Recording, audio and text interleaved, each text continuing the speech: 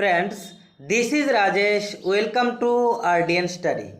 আজকে আমরা টেট 1 পরীক্ষার জন্য এনভায়রনমেন্ট স্টাডিজ থেকে এয়ার অর্থাৎ বায়ু নিয়ে বিস্তারিত আলোচনা করব। তাহলে দেখুন, প্রথমেই রয়েছে বায়ুর উপাদান, তারপর বায়ু দূষণের কারণ, বায়ু দূষণের প্রভাব, বায়ু দূষণ নিয়ন্ত্রণ, গ্রিন হাউস এফেক্ট, যা যা রয়েছে সব কিছু বিস্তারিত আলোচনা করা হবে। পাশাপাশি প্রশ্ন উত্তর আলোচনা করা হবে। ভিডিওটা স্কিপ না করে দেখলে আপনাদের কাজে আসবে। তাহলে দেখুন, বায়ুর উপাদান। তো নাইট্রোজেনের পরিমাণ এখানে লেখা আছে 78.09%। তো বিশেষভাবে পরীক্ষার মধ্যে আসে 78% বা 78% নাইট্রোজেন। অক্সিজেনের পরিমাণ 20.95%।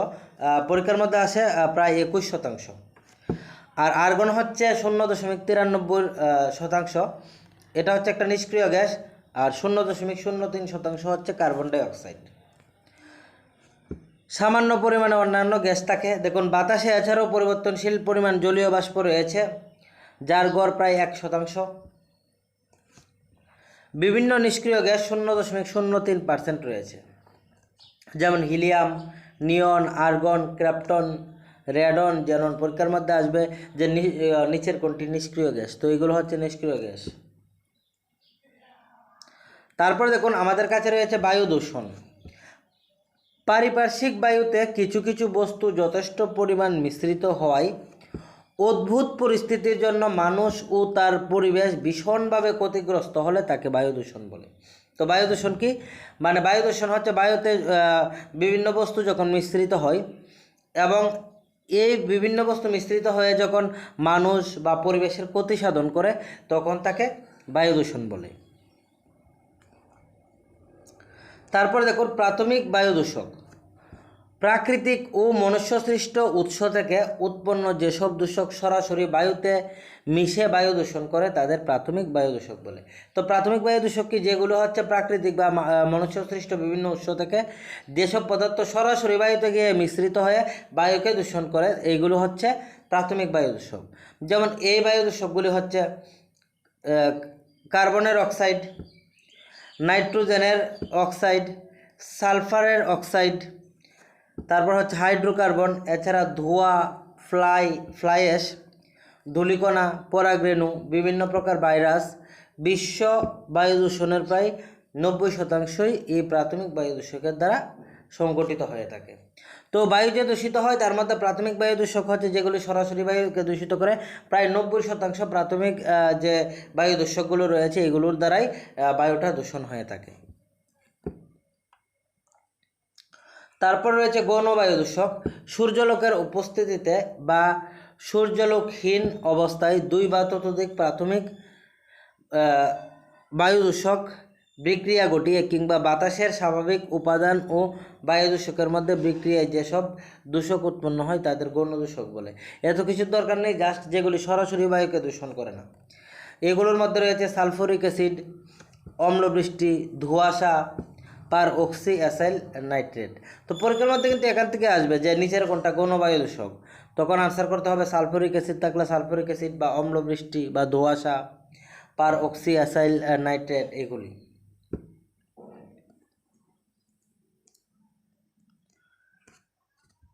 বায়ু দূষণের কারণগুলি হলো, এখন দেখুন বায়ু দূষণের কারণ নিয়ে আলোচনা করব, কী কী কারণে বায়ু দূষণ হয়। তো প্রাকৃতিক এবং কৃত্রিম কারণ রয়েছে। প্রথম প্রাকৃতিক কারণগুলো নিয়ে আলোচনা করব। প্রথমেই রয়েছে দাবানল। তো পাহাড়ে যখন দাবানলের সৃষ্টি হয়, তো দাবানলের ফলেও কিন্তু বায়ু দূষণ সংঘটিত হয়। তারপর অগ্নুৎপাতের সময় আগ্নেয়গিরি থেকে প্রচুর পরিমাণে carbon monoxide, sulphur dioxide, hydrogen sulphide নির্গত হয়ে বায়ুকে দূষিত করে। তারপর আমাদের কাছে রয়েছে ধূলিজ্বর বায়ুকে দূষণ করে। পচন, বিভিন্ন দেখবেন মৃত জীব দেহ পচনের ফলে বিভিন্ন ধরনের দুর্গন্ধযুক্ত গ্যাস যেমন মিথেন, হাইড্রোজেন সালফাইড ইত্যাদি বাতাসে মিশ্রিত হয়ে বায়ু দূষণ ঘটায়। তো বিভিন্ন বস্তু পচে এবং কি হয়, হাইড্রোজেন সালফাইড, মিথেন ইত্যাদি তৈরি হয় এবং ফলে বায়ু দূষণ সংঘটিত হয়। মহাজাগতিক বিভিন্ন বস্তু দেখুন, উল্কাপিণ্ড, ধূলিকণা বাতাসের সঙ্গে মিশ্রিত হয়ে বায়ু দূষণ ঘটায়। তারপর আমাদের কাছে রয়েছে মনুষ্য সৃষ্ট কারণ। এত সময় ধরে আমরা জানলাম যে প্রাকৃতিক কী কী প্রাকৃতিক কারণে বায়ু দূষণ হয়, এখন রয়েছে মনুষ্য সৃষ্ট কারণ। প্রথমে রয়েছে কলকারখানা। দেখুন carbon dioxide, carbon monoxide, nitrogen oxide, hydrogen, দাতব কণা, এটা মূর্ধন্য হবে, ধোঁয়া বাতাসে মিশ্রিত হয়ে বাতাসকে দূষিত করে। এগুলি কলকারখানা, এই যে carbon dioxide, carbon monoxide ইত্যাদি বাতাসের সঙ্গে মিশ্রিত হয়, এগুলোর কারণ হচ্ছে কলকারখানা। আর কলকারখানা মানুষ তৈরি করেছে, তার জন্য এটা মনুষ্য সৃষ্ট কারণ।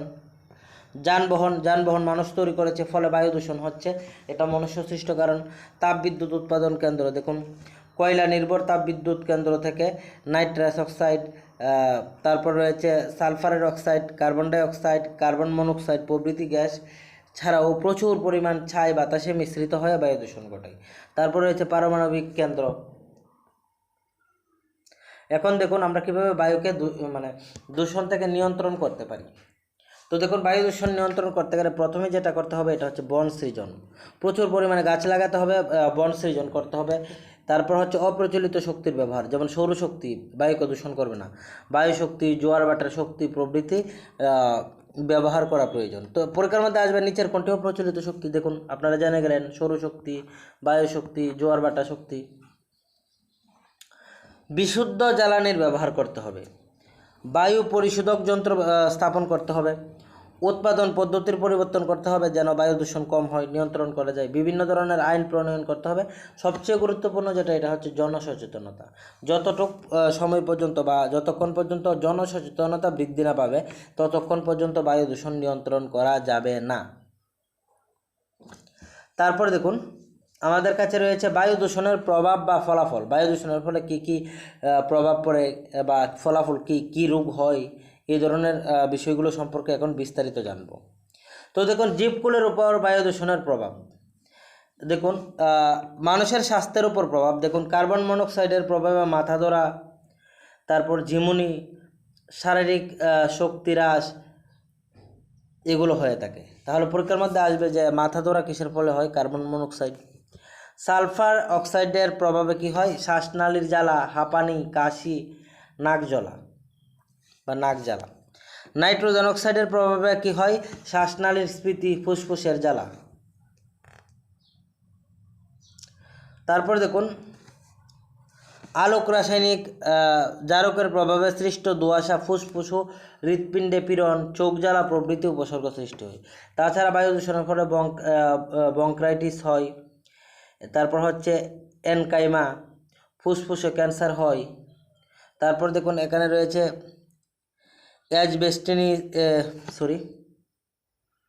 অ্যাজবেস্টোসিস, এটা হবে বন্ধ্যাত্ব, এটা কণা, এটা ও জন্ম ত্রুটি প্রভৃতি। সিগারেট, ধূমপান, হ্যাঁ, বিভিন্ন তেজস্ক্রিয় পদার্থের ফলে বিভিন্ন রোগের প্রাদুর্ভাব ঘটে। তারপর দেখুন উদ্ভিদ, এইগুলো তো যেগুলো পড়লাম মানুষের উপর, এখন উদ্ভিদের উপর কী প্রভাব পড়ে। দেখুন সালফার ডাই অক্সাইডের প্রভাবে ক্লোরোসিস, নেক্রোসিস প্রভৃতি রোগের সৃষ্টি হয় উদ্ভিদের। ওজোন গ্যাসের প্রভাবে পাতার উপরের অংশের দাগ দেখা যায়, পাতা বিবর্ণ হয়, উদ্ভিদের অকাল বার্ধক্য ঘটে। দোআঁশার প্রভাবে উদ্ভিদের অকাল বার্ধক্য দেখা যায়। তো এইগুলো হচ্ছে উদ্ভিদের উপর প্রভাব। তারপর দেখুন এখানে রয়েছে গ্রিন হাউস প্রভাব। তাহলে দেখুন সাধারণত উচ্চ অক্ষাংশ শীত প্রধান উন্নত দেশসমূহে শাকসবজি উৎপাদনের জন্য তৈরি বিশেষ এক ধরনের কাচের ঘরকে সবুজ বা গ্রিন হাউস বলা হয়। তো গ্রিন হাউসকে উচ্চ অক্ষাংশে শীত প্রধান দেশে কী করা হয়, শাকসবজি উৎপাদনের জন্য বিশেষ ধরনের কাচের ঘর তৈরি করা হয়, যাকে সবুজ ঘর বা গ্রিন হাউস বলা হয়। কাজ স্বাভাবিকভাবেই সূর্যের আগত ক্ষুদ্র তরঙ্গ রশ্মিকে ভিতরে প্রবেশ করতে দেয়, কিন্তু প্রতিফলিত দীর্ঘ তরঙ্গের সৌরকিরণকে কাজ কোনোভাবেই বাইরে বেরোতে দেয় না। ফলে এই ঘরের মধ্যে তাপমাত্রা আটকে পড়ে ক্রমশ ঘরের অভ্যন্তরস্থ তাপমাত্রা বৃদ্ধি পেতে থাকে এবং শাকসবজি বা গাছপালা জন্মানোর জন্য উপযুক্ত হয়ে ওঠে। তো এটা হচ্ছে গ্রিন হাউস। মানে যখন কাচের ঘরটা তৈরি করা হয়, সূর্যের আলো কাচের ভিতর দিয়ে ঘরের মধ্যে প্রবেশ করে কিন্তু আর বেরোতে পারে না, ফলে তাপের সৃষ্টি হয় এবং সেই জায়গার মধ্যে শাকসবজি উৎপাদন করা খুবই সহজ হয়ে যায়। দেখুন গ্রিন হাউস গ্যাসের নাম ও তাদের উৎস। তো গ্রিন হাউস গ্যাসের নাম কি, কার্বন ডাই অক্সাইড, মনে রাখবেন, very important, green house gas, methane. তারপরে দেখুন ইফেক্ট অফ গ্লোবাল ওয়ার্মিং, মানে বিশ্ব উষ্ণায়নের প্রভাব। মেরু অঞ্চলে বরফের গলন ও পার্বত্য অঞ্চলে হিমবাহের গলন, মানে বিশ্ব উষ্ণায়নের ফলে কী হচ্ছে, মেরু অঞ্চলে যে বরফগুলো রয়েছে এগুলো গলে যাচ্ছে, পার্বত্য অঞ্চলের হিমবাহ গলে যাচ্ছে, ফলে নিচু জায়গাগুলি কিন্তু জলের ভরাট হয়ে যেতে পারে। সমুদ্রতলের উচ্চতা বৃদ্ধি পাচ্ছে কারণ বরফগুলি গলে সমুদ্রে চলে যাচ্ছে। অধঃক্ষেপণের প্রকৃতির পরিবর্তন। তারপর আমাদের কাছে রয়েছে শস্য উৎপাদনের বৈষম্য, কৃষি পদ্ধতির পরিবর্তন হচ্ছে, এল নিনো সৃষ্টি ও পৃথিবীব্যাপী তার প্রভাব হচ্ছে, পৃথিবীতে আগত ও বিকরিত তাপের বৈষম্য দেখা যাচ্ছে। এখন কিছু প্রশ্ন উত্তর আলোচনা করব। তো দেখুন, প্রথম যে প্রশ্নটা রয়েছে, তবে তার আগে বলে রাখি এখানে প্রায় 80টির উপরে প্রশ্ন রয়েছে। এগুলো পড়লে আপনাদের বায়ু থেকে আর কিছু পড়তে হবে না ইবিএসের জন্য। সো আপনারা মনোযোগ দিয়ে দেখুন, তাহলে আপনাদের কাজে আসবে। আর একটা বিষয় আপনাদেরকে বলে রাখি, যারা টেট 1 পরীক্ষার নোট নেবেন, ইবিএস নোটের মধ্যে এগুলো পেয়ে যাবেন, আপনাদেরকে লিখে রাখতে হবে না। তো দেখুন, প্রথম যে প্রশ্ন, এটা হচ্ছে আর্সেনিকের বিক্রিয়ার ফলে কোন রোগের সৃষ্টি হয়? এটা হচ্ছে ব্ল্যাক ফুট। তারপর রয়েছে ফ্লুরাইড মানুষের দেহে প্রবেশ করলে কোন রোগের সৃষ্টি হয়? এটা হচ্ছে ফ্লুরোসিস বা নকনি সিনড্রোম। পৃথিবী জুড়ে উষ্ণতার ক্রমবর্ধমান বৃদ্ধিকে বলা হয় গ্লোবাল ওয়ার্মিং। ফুসফুস ও হৃদযন্ত্রের রোগ হয় উত্রিয়ার প্রভাবে। কোনটির প্রভাবে ত্বকের ক্ষতি হয়? এটা হচ্ছে SO2 এর প্রভাবে। লন্ডন স্মোক কত খ্রিস্টাব্দে হয়েছিল? 1952 খ্রিস্টাব্দে। Very important. 1952 খ্রিস্টাব্দে গ্যাসের দূষণে লন্ডন কত লোকের মৃত্যু হয়েছিল? তো দেখুন, প্রায় 4000 লোকের মৃত্যু হয়েছিল। ধোঁয়াশা সৃষ্টি হয় ধোঁয়া এবং কুয়াশার মিলনের ফলে। নীল রঙের আষ্টে গন্ধযুক্ত গ্যাসীয় পদার্থকে বলা হয় ওজোন। MIS গ্যাস এর পুরো নাম হলো মিথাইল আইসোসায়ানেট। অরণ্য ধ্বংসের ফলে হ্রাস পায় অক্সিজেন। অরণ্য ধ্বংসের ফলে বৃদ্ধি পায় কার্বন ডাই অক্সাইড। তারপর দেখুন,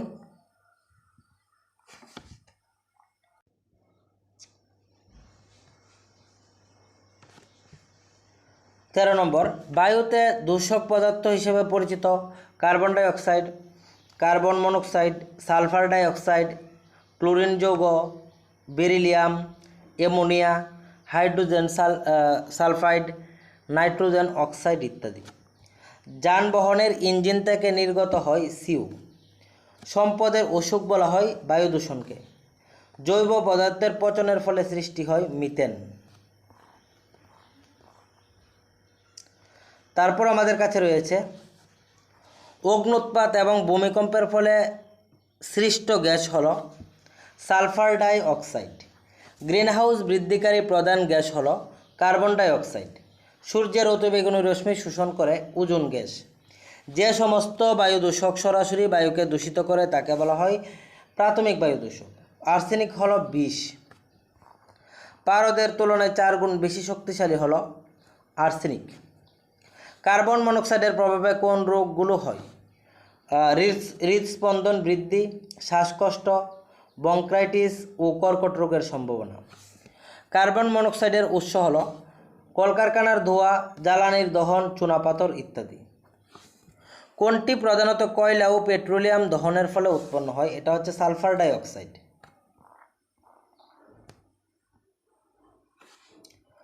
কোন গ্যাসের ফলে অম্ল বৃষ্টি হয়? এটা হচ্ছে সালফার ডাই অক্সাইড।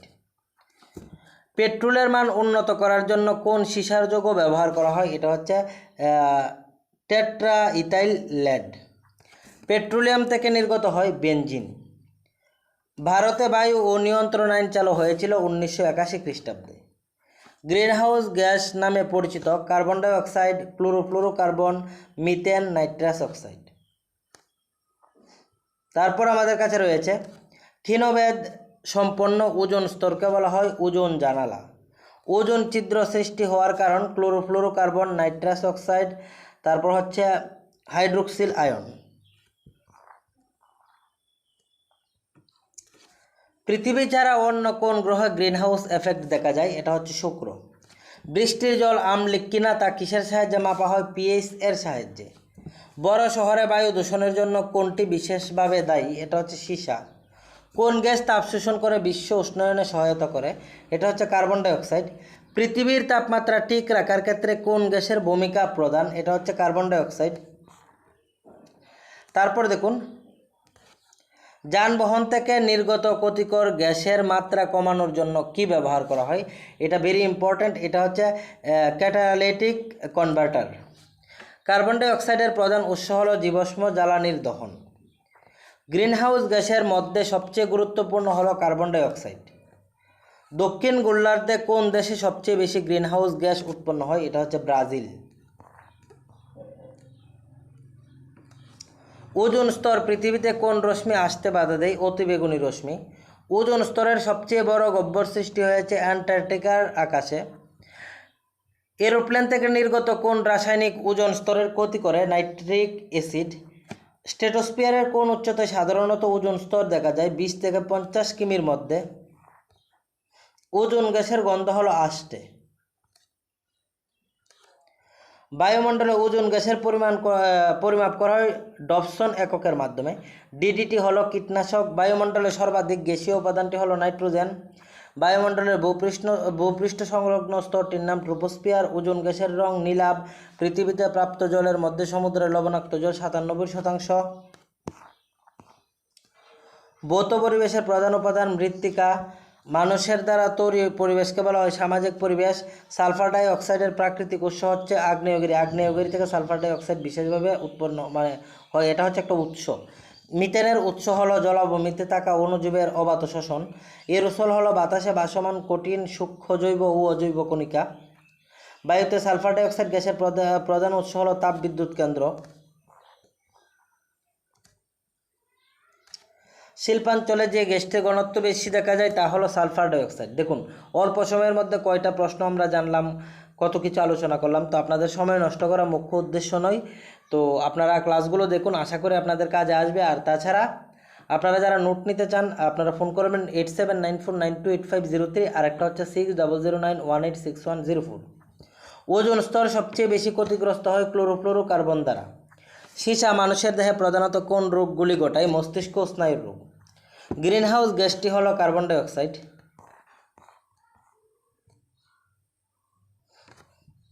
উদ্ভিদে যে অংশে বায়ু দূষণ ঘটায় এটা হচ্ছে পরাগরেণু। মেলানোসিস রোগের উৎপত্তির কারণ হলো আর্সেনিক দূষণ।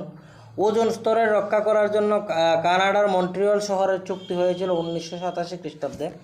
বায়ু দূষণ বেশি হয় কোন ফুলের মাধ্যমে? পার্থেনিয়াম। বায়ুতে কোন গ্যাসের উপস্থিতির জন্য শ্বাসতন্ত্র সম্পূর্ণরূপে আক্রান্ত হয়? এটা হচ্ছে ক্লোরিন। ওজোন শব্দের অর্থ হলো গন্ধ। ওজোন স্তর সংরক্ষণের জন্য কানাডায় কোন চুক্তি সংগঠিত হয়েছিল? এটা হচ্ছে মন্ট্রিয়ল চুক্তি। মনে রাখবেন, ওজোনের জন্য হচ্ছে মন্ট্রিয়ল। জীবাশ্ম জ্বালানির অতিরিক্ত দহনে কোন ধরনের পরিবেশগত সমস্যা সৃষ্টি হয়? বিশ্ব উষ্ণায়ন। গ্রিনহাউস গ্যাস উৎপাদন কমানোর জন্য কোন চুক্তি হয়েছিল? কিয়োটো চুক্তি। তার জন্য বলছি, ওজোন যদি হয় মন্ট্রিয়ল আর গ্রিনহাউস হলে কিয়োটো। পরীক্ষার মধ্যে আনসার করবেন। ওজোন স্তর আমাদের কোন রশ্মি থেকে রক্ষা করে? এটা হচ্ছে সূর্যের অতিবেগুনি রশ্মি। পৃথিবীতে গড় উষ্ণতা বৃদ্ধির সর্বাপেক্ষা গুরুত্বপূর্ণ গ্রিনহাউস গ্যাসটি হলো কার্বন ডাই অক্সাইড। ক্লোরোফ্লোরোকার্বনের অন্যতম প্রধান উৎস হলো শীততাপ নিয়ন্ত্রিত যন্ত্র। প্রাকৃতিক সৌরপর্দা বলা হয় ওজোন স্তরকে। ওজোন দিবস পালন করা হয় 16ই সেপ্টেম্বর। বিশ্ব উষ্ণায়নের মূল কারণ হলো গ্রিনহাউস গ্যাস।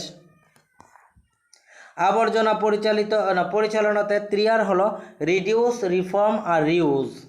চার্নোবিল দুর্ঘটনা হয়েছিল 1986 খ্রিস্টাব্দে। চার্নোবিল দুর্ঘটনা কোথায় ঘটেছিল? ইউক্রেনে। নাইট্রোজেন বায়ুমণ্ডলের কোন অ্যাসিডে পরিণত হয়? নাইট্রিক অ্যাসিডে। সালফারের অক্সাইড বায়ুমণ্ডলে কোন অ্যাসিডে পরিণত হয়? এটা হচ্ছে সালফিউরিক অ্যাসিডে। গ্রিনহাউস প্রভাব হলো মানুষ্য সৃষ্ট। এটা কি? তাপ দূষণজনিত সমস্যা। বিশ্ব জলবায়ু সংস্থার সদর দপ্তর অবস্থিত জাপানের কিয়োটোতে। বিশ্ব পরিবেশ দিবস পালিত হয় 5 জুন। ভারত সর্বদা পরিবেশগত সুরক্ষাকে সমর্থন করে। 1992 খ্রিস্টাব্দে ধরিত্রী সম্মেলন অনুষ্ঠিত হয় ব্রাজিলের রিও ডি জেনেরিওতে। এজেন্ডা 21 কোনটির সাথে সম্পর্কযুক্ত? ধরিত্রী সম্মেলন। তারপর শেষ প্রশ্ন আজকে আমাদের, চিপকো আন্দোলনের প্রাণপুরুষ ছিলেন সুন্দরলাল বহুগুণা। তো এই হচ্ছে আমাদের প্রশ্ন, কনসেপ্ট ইত্যাদি নিয়ে আলোচনা। তো আপনারা যেহেতু এখনও পর্যন্ত শুনছেন, তার মানে আপনারা স্কিপ না করে দেখেছেন। তো আপনাদের আশা করি কাজে আসবে এবং পরীক্ষায় যখন বসবেন তখন বুঝতে পারবেন এই ক্লাসগুলোর গুরুত্ব কতটা। So stay with art and study and get success.